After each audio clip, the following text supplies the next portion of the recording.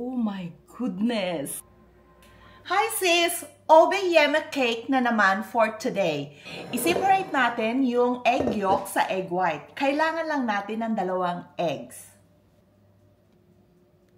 Dito sa ating 2 egg whites, dagdagan natin ng 1/2 teaspoon na white vinegar.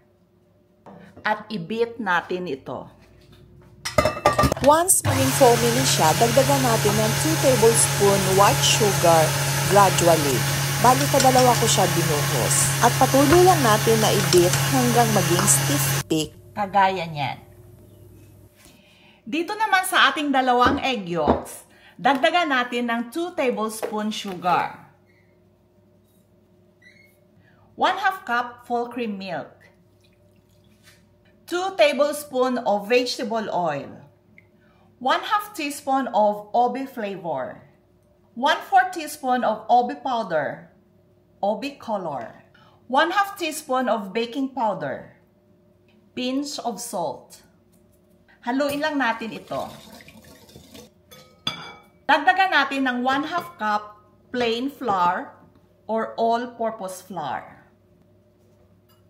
And 1 tablespoon corn flour or cornstarch. I-strain lang natin ito.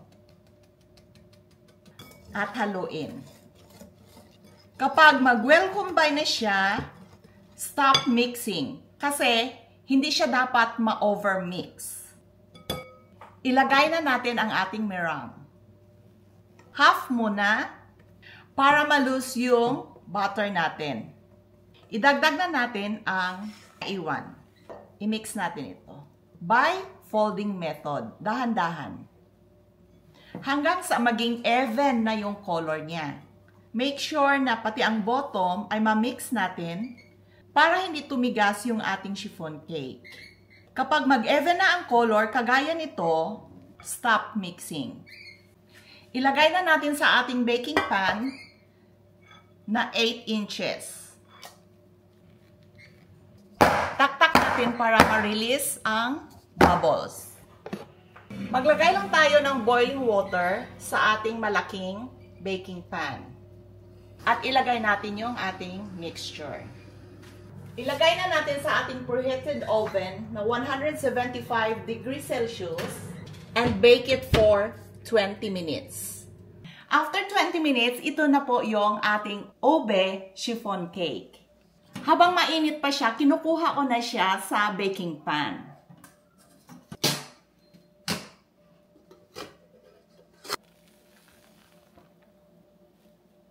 Ipa-cool down lang natin. Para sa ating yema, 3 eggs. Egg yolks lang ang kailangan natin dito. Lagyan natin ng 1 cup evap milk. At 1 cup condensed milk. 1/2 teaspoon obe flavor. 1/2 teaspoon obe powder or flavor. Ihalo lang natin. Kuha tayo ng cup na may water para i-dilute natin ang 2 tablespoon cornstarch. Ali 1/4 water and 2 tablespoon cornstarch. Ihalo lang natin. And then, ilagay dito sa mixture.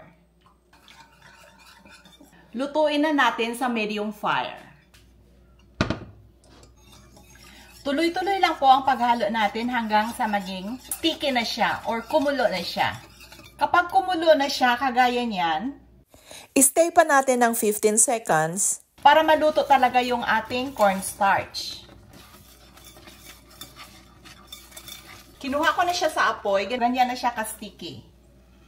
Habang mainit pa siya, lagyan na natin ng 1 tablespoon butter. Ihalo lang natin hanggang mag-melt ang butter. So, ganyan na ang kanyang consistency. So, ito na yung obe cake natin. Ilagay na natin sa ating cake board.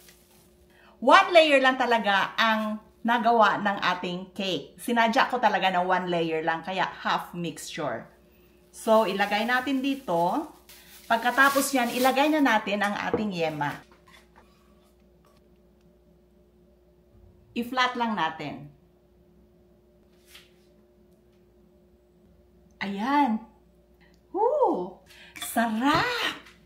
Lagyan natin ng cheese on top. Okay na yan. Ayan! Ito na po ang ating ube yema cake.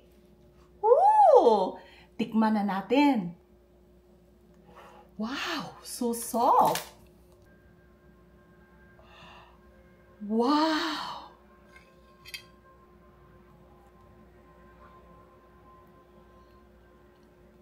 Grabe kasarap, guys!